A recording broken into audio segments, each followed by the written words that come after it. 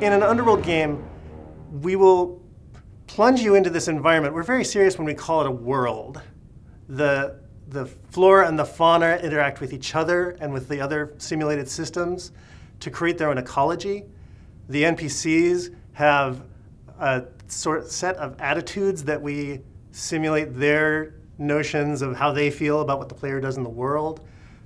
We try to avoid scripting the moment-to-moment experience. We want to give you the plot and have you give us the story. In the real world, if I don't shovel out this fire hydrant in front of my house, this has an effect on all my neighbors. They have a fire, firemen can't get to it, being a bad neighbor. So in the Underworld, the dwarves, the dark elves, and the shamblers are all vying for property, for position in the world. Me as the player can come in and manipulate the environment, which causes tension amongst these three factions. For example, if I dammed up a river, this might make an area drier.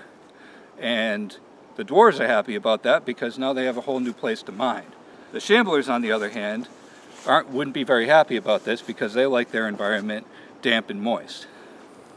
And when you go to the NPCs in the game, their reactions to what you did in their world, it's going to be different for each person.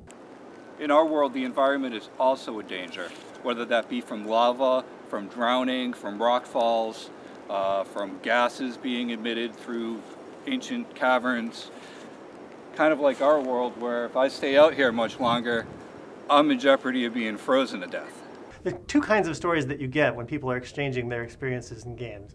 You know, someone will go online, they'll talk about their experience. They'll be, oh, dude, do you remember when we met that guy and he had that shield you couldn't get past until you discovered he was small enough that if you give a shove, you could knock him into the lava, right? And the other guy's like, oh yeah, I totally remember that. Or maybe the other kind of story is the person you're talking to is, I don't remember that at all. Let's see if we can have one of those water cooler moments that Tim was talking about.